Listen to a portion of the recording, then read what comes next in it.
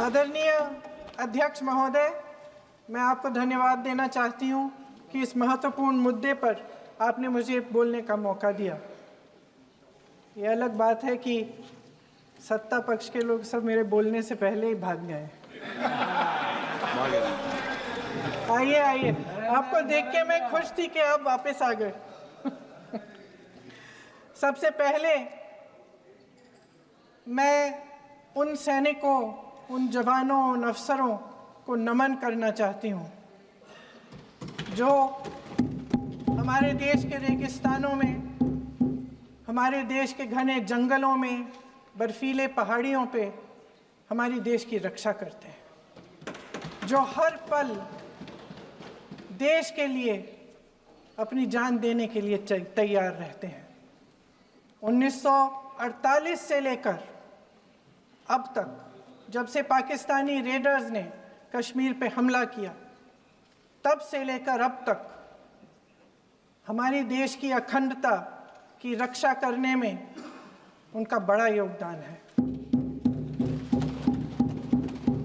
हमारी आज़ादी अहिंसा के आंदोलन से हासिल हुई, लेकिन जैसे मैंने कहा, उसको कायम रखने के लिए हमारी सेना का बहुत बड़ा योगदान है।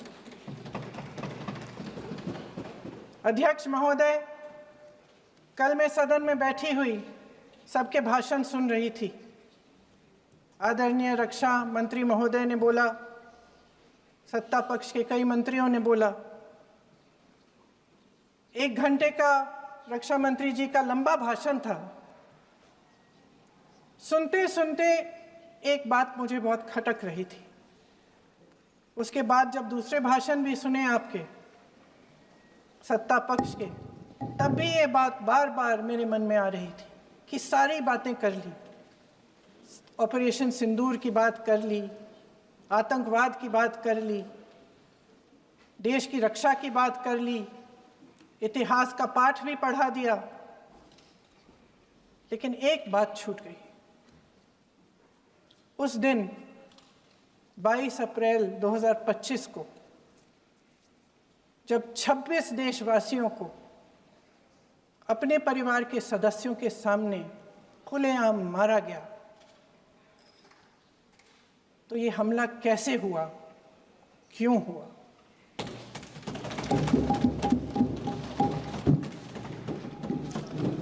अध्यक्ष महोदय,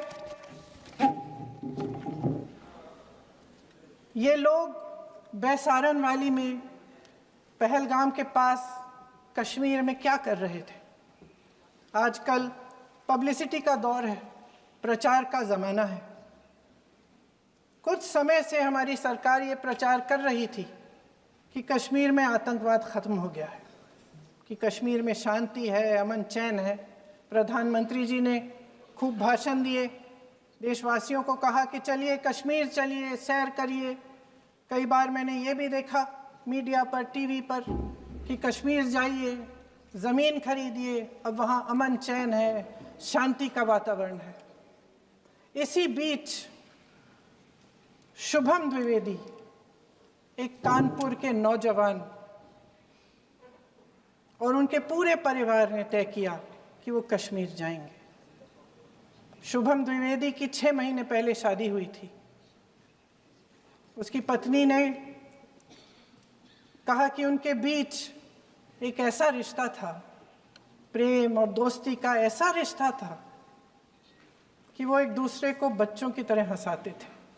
सोशल मीडिया पर एक वीडियो भी जारी है जिसमें पूरा परिवार एक साथ बैठा हुआ ताश खेल रहा है और ऐसे हंस रहे हैं, ऐसे हंस रहे हैं कि उस वीडियो को देख के किसी का भी दिल टूट जाए कि इस परिवार को इस तरह से उजड़ने क्यों दिया हमने। 22 अप्रैल 2025 को बैसारन वैली में मौसम का मिजाज अच्छा था। जैसे हर रोज़ लगातार 1000 से 1500 लोग वहाँ पहुँचते थे, उसी तरह से उस दिन भी तमाम पर्यटक वहाँ पहुँचे। वहाँ का रास्ता आसान नहीं है अध्यक्ष महोदय जी, जंगल से जाना पड़ता है, पहाड़ों के बीच जाना पड़ता है, घोड़े से जाना पड़ता है। ये परिवार वहाँ पहुँचे, मौसम सुहाना था, उनके बच्चे ट्रैम्पोलिन पे खेल रहे थे, कोई जिपलाइन कर रहा था, कोई चाय पी रहा था, तो कोई कश्मीर की सुंदर वादियों की ठंडी हवा का मज़ा ले रहा था। शुभम अपनी पत्नी के साथ एक स्टॉल पे खड़े थे। तभी अचानक 4 आतंकवादी जंगल में से निकलते हैं और शुभम को वहीं अपनी पत्नी के सामने मार डालते हैं। उसके बाद वे वहाँ से पूरे वैली में 1 घंटे के लिए लोगों को चुन चुन कर मारते हैं। किसी के पति को अपनी पत्नी के आंखों के सामने, किसी के पिता को अपने बेटे के सामने, चुन चुन कर 26 लोगों को मार डालते हैं। शुभम की पत्नी घबराकर वहां से भागने की कोशिश करती है, अपनी जान बचाने के लिए जंगल की तरफ दौड़ती है।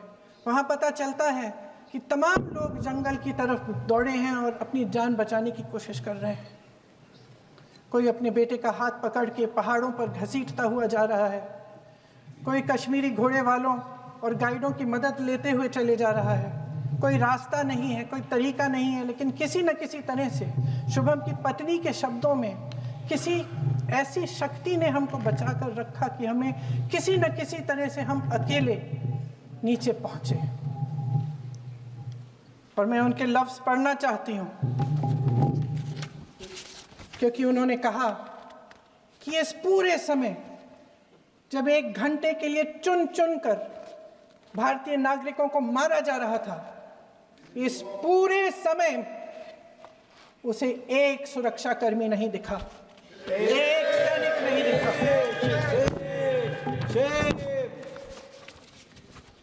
शुभम की पत्नी ने कहा, कोट, मैंने अपनी दुनिया को खत्म होते हुए देखा। अपनी आंखों के सामने एक सिक्योरिटी गार्ड नहीं था।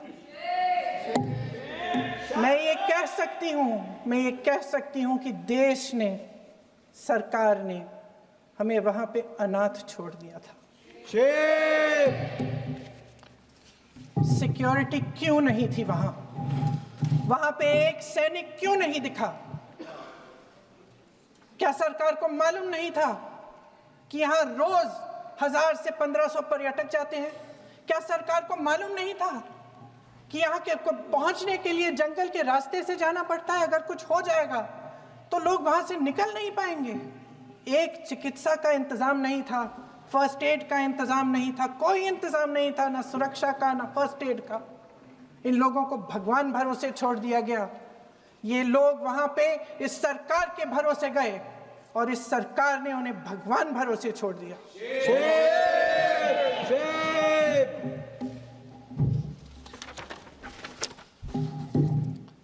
मैं पूछना चाहती हूं, ये किसकी जिम्मेदारी थी?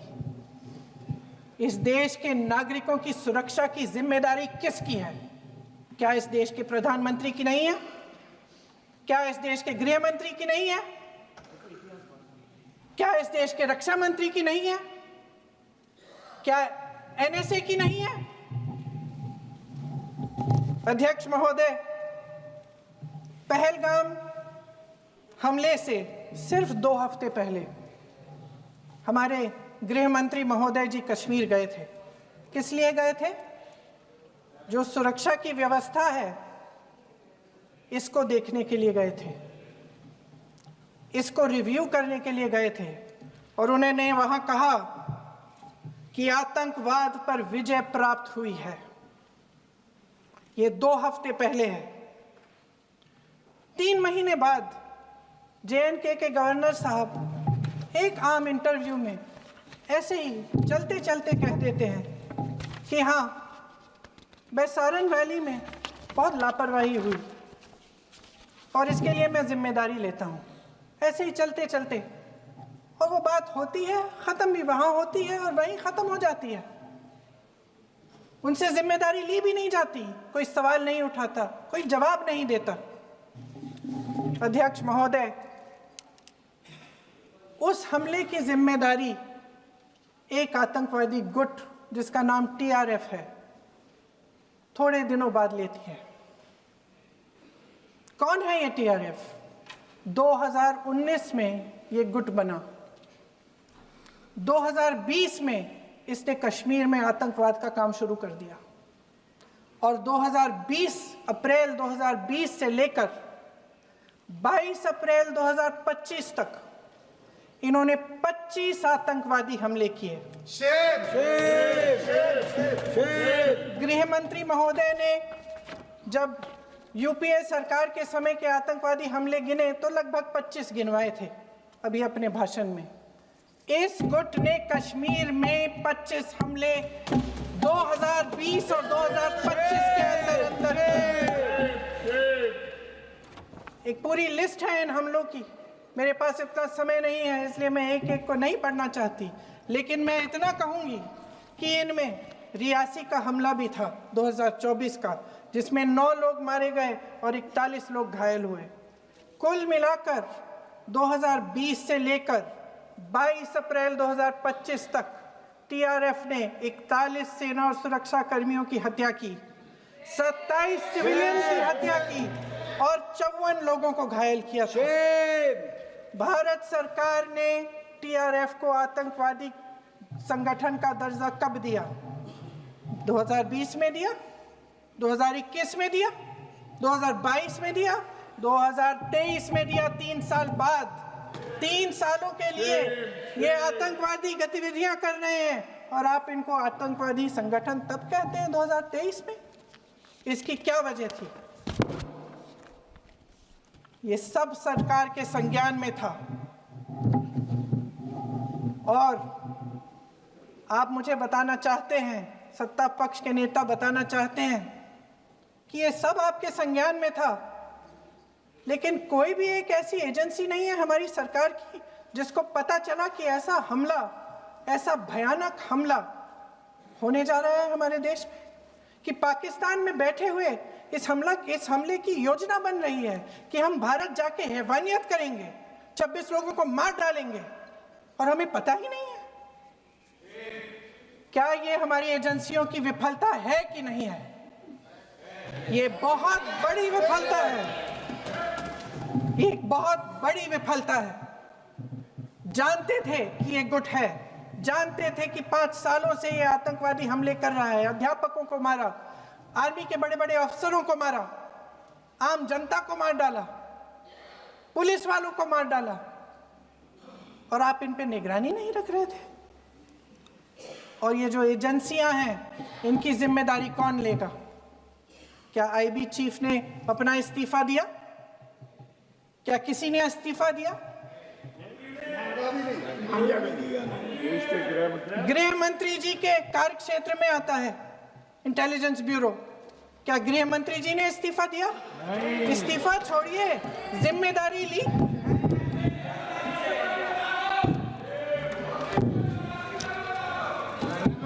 साहब देखिए, इतिहास की बात आप करिए, मैं वर्तमान की बात करना चाहती हूँ।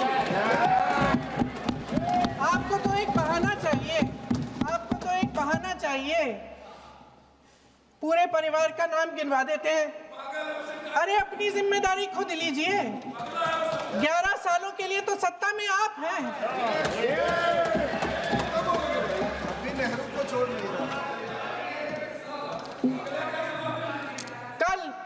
कल माननीय गौरव गोगोई जी ने अपने भाषण में पूछा गृह मंत्री जी से, क्या आपकी जिम्मेदारी नहीं थी? मैं देख रही थी।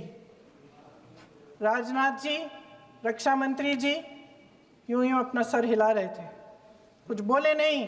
अंदर से महसूस हुआ होगा कि यहाँ कुछ जिम्मेदारी थी, लेकिन माननीय गृह मंत्री महोदय जी हंस रहे थे, वे हंस रहे थे।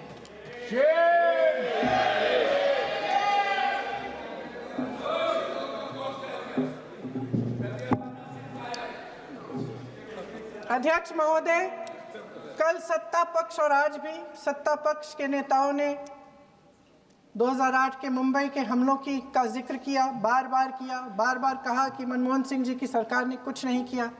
ये तो जानकारी होगी ना कि उसी समय जब वो आतंकवादी हमला चल रहा था तभी उन आतंकवादियों को मार डाला था, एक बचा था और उसको भी फांसी दे दी थी 2012 में। महाराष्ट्र के मुख्यमंत्री ने इस्तीफा दिया, देश के गृह मंत्री ने जिम्मेदारी लेकर इस्तीफा दिया। एक जवाबदेही थी पब्लिक के प्रति, एक जवाबदेही थी इस देश की जनता के प्रति, इस देश की धरती के प्रति।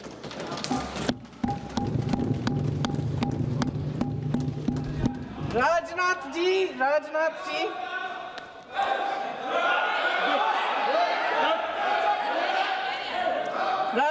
जी तो पुलवामा, उरी और पठानकोट के समय गृह मंत्री रहे थे। आज वे रक्षा मंत्री हैं और हमारे गृह मंत्री महोदय श्री अमित शाह जी के नाक के नीचे पूरा मणिपुर जल गया, दिल्ली में दंगे हुए, पहलगाम में हमला हुआ और आज भी वे उसी पद पर बैठे हैं। क्यों? अध्यक्ष महोदय, बमबारी से अखबारों के हेडलाइन बनते हैं, मगर कहानी सुरक्षा में की चूक में भी है।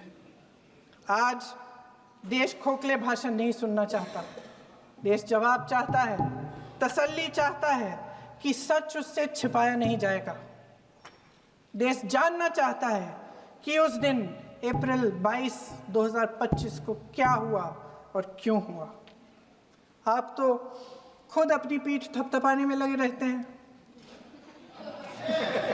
सेना, देश, संसद से सच छुपाते हैं। ऑपरेशन सिंदूर जब शुरू हुआ, हम सब ने समर्थन किया, सब एकजुट होकर खड़े हो गए इस देश के लिए। दोबारा होगा, दोबारा खड़े हो जाएंगे। अगर हमारे देश पे हमला होता है तो यहाँ इस सदन में किसी भी पार्टी का हो, कोई भी हो, सब आपका समर्थन करेंगे।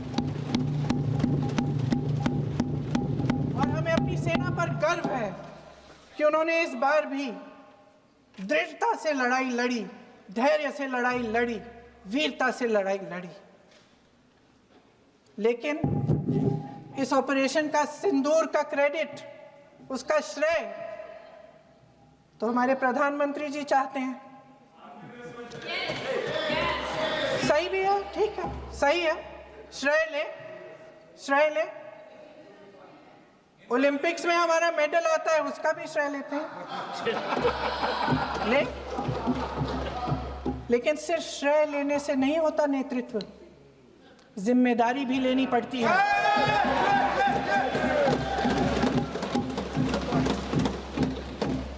देश के इतिहास में ये पहली बार हुआ, देश के इतिहास में ये पहली बार हुआ कि जंग होते होते ही रुक गई है जी। और इस रुकावट का ऐलान हमारी सरकार, हमारी सेना नहीं करती, अमेरिका के प्रेसिडेंट करते हैं, अमेरिका के राष्ट्रपति करते हैं। ये हमारे प्रधानमंत्री महोदय की गैर जिम्मेदारी का सबसे बड़ा प्रतीक है। आज गृह मंत्री जी ने इस बात पर उल्लेख किया। उन्होंने कहा, उनके शब्दों में उन्होंने कहा कि पाकिस्तान के पास शरण में आने के बजाय कोई चारा ही नहीं था। आपने शरण दिया क्यों? वो आते हैं आपके देश के अंदर, लोगों को मार डालते हैं और आप उनको शरण दे रहे हैं। क्यों दिया शरण? इसका जवाब क्यों नहीं दिया है एक भी भाषण में? जैसे ये बात उठी, शरण की बात की, हमारे गृह मंत्री जी ने इतिहास में चले गए। नेहरू ने क्या किया, इंदिरा गांधी ने क्या किया, यहां तक कि मेरी मां के आंसुओं तक चले गए। लेकिन इस सवाल का जवाब नहीं दिया कि ये सीज फायर हुआ क्यों, ये जंग रुका क्यों, और तब क्यों रुका जब दुश्मन के पास कोई चारा नहीं था हमारे श्रेय में आने के बजाय। क्यों रुका ये जंग?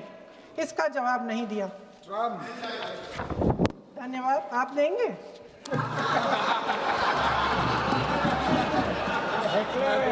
मंत्री देना भाई देना, आपको टाइम मिलेगा तो। टाइम नहीं मिलेगा आपको शायद। वैसे महोदय, मेरी माँ की आंसू की बात किए,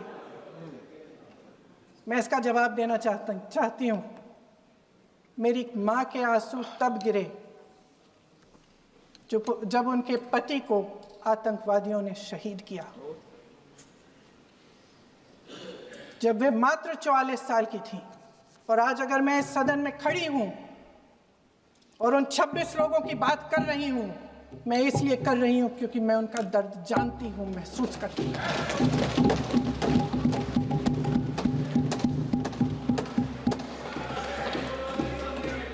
अध्यक्ष महोदय, मैंने कहा कि देश का नेतृत्व सिर्फ उपलब्धियों का श्रेय लेने से मजबूत नहीं होता।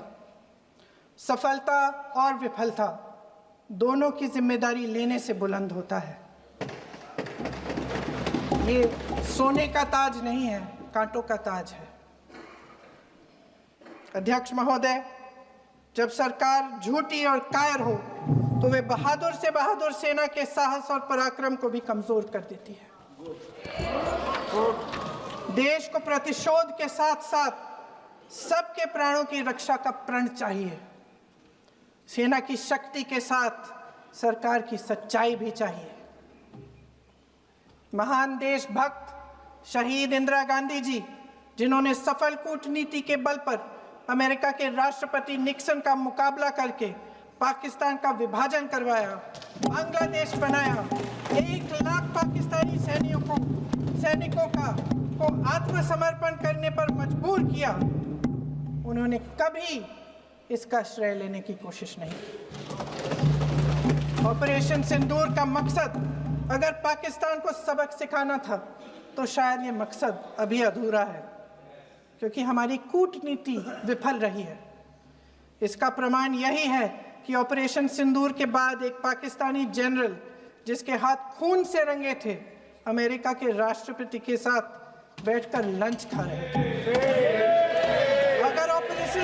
अगर ऑपरेशन सिंदूर का मकसद आतंकवाद को खत्म करने का था तो पाकिस्तान को संयुक्त राष्ट्र के आतंकवाद विरोधी समिति का अध्यक्ष चुने जाने से इस मकसद को धक्का लगा है। इसकी जिम्मेदारी कौन लेगा? क्या हमारे प्रधानमंत्री लेंगे? क्या उनमें ये हिम्मत है? नहीं है। अगर इस ऑपरेशन के दौरान हमारे जहाजों का नुकसान नहीं हुआ तो सदन में इसे साफ साफ कहने से क्या डर है? क्यों नहीं कहा है? कल भी रक्षा मंत्री जी ने कहा कि हमारे इंफ्रास्ट्रक्चर का नुकसान नहीं हुआ, तो जहाजों के बारे में भी बता दें, साफ साफ बता दें, क्या हर्ज है? सच्चाई तो है। सवालों से बचने के लिए ये सरकार हमेशा प्रयास करती है। इसकी राजनीतिक कायरता बेमिसाल है। देशवासियों के प्रति जवाबदेही का एहसास ही नहीं है। सच्चाई ये है कि इनके दिल में जनता के लिए कोई जगह नहीं है। सब राजनीति है, सब पीआर है, सब प्रचार है, सब पब्लिसिटी है। देश की जनता के लिए आपके हृदय में कुछ नहीं रहा। बहुत समय हो गया है आप इस प्रचार में ही लिप्त हैं, जनता को देख नहीं पा रहे हैं। जी माननीय, जो पहलगाम में हुआ, खत्म करती हूँ, जो पहलगाम में हुआ उससे हर एक देशवासी के दिल पे चोट पहुंची है। हिमांशी नारवाल की गुहार ने हम सबको शर्मिंदा किया है। इसीलिए मैं आज यहाँ खड़े हुए एक आखिरी बात करना चाहती हूँ।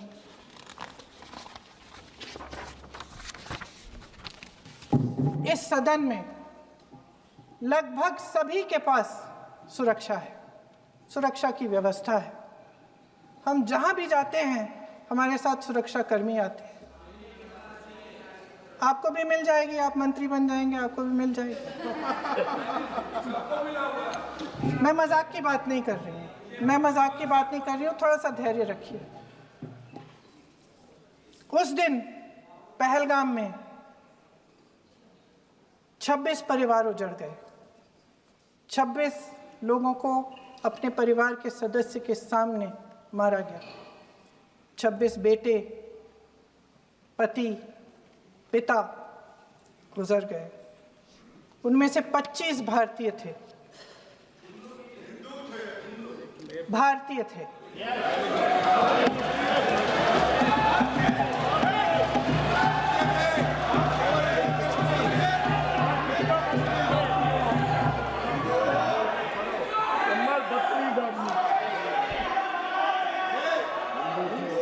कुछ सीखो भैया। जितने भी लोग बैसारन वैली में थे और जो 25 भारतीय मारे गए, उनके लिए कोई सुरक्षा नहीं थी। कोई सुरक्षा नहीं थी। आप कितने भी ऑपरेशन कर डालें, आप इस सच्चाई के पीछे छुप नहीं सकते, इसे नकार नहीं सकते। आपने उनको सुरक्षित नहीं किया। कोई शर्म नहीं है, कोई शर्म नहीं है, कोई शर्म नहीं है और ना कभी होगी। सुन लीजिए, सुबह भी मैं शिव मंत्र बोल के आई हूं। इनको क्या पता शिव मंत्र क्या है? शिव मंत्र इनका खत्म कर लूं अपना भाषण। शिव मंत्र। मैं एक बार उन 25 भारतीयों के चुप रही। मैं एक बार उन 25 भारतीयों के नाम इस सदन में पढ़ना चाहती हूं, ताकि यहां बैठे हर सदस्य को यह एहसास हो कि वे भी हमारी तरह इंसान थे, किसी राजनीतिक बिसात के मोहरे नहीं थे। वे भी इस देश के बेटे थे, वे भी इस देश के शहीद हैं। उनके परिजनों के प्रति हम सब की जवाबदेही बनती है। उन्हें सच्चाई जानने का हक है। समीर गुहा भारतीय, बिट्टन अधिकारी, मनीष रंजन, हेमंत सुहास जोशी, विनय नारवाल, सुशील नथनियल, अतुल श्रीकांत मोने, सैयद आदिल हुसैन शाह, नीरज चंदवानी, एन रामचंद्रन, संजय लक्ष्मण लेले, मानिए प्लीज। दिनेश अग्रवाल, दिलीप दिल से, प्रशांत कुमार सतपति, JS चंद्रमौली। अब आप बोलिए, अब आराम से बोलिए। JS चंद्रमौली, यतीश परमार, S मधुसूदन राव, माननीय सदस्य, नारेबाजी का सदन नहीं है।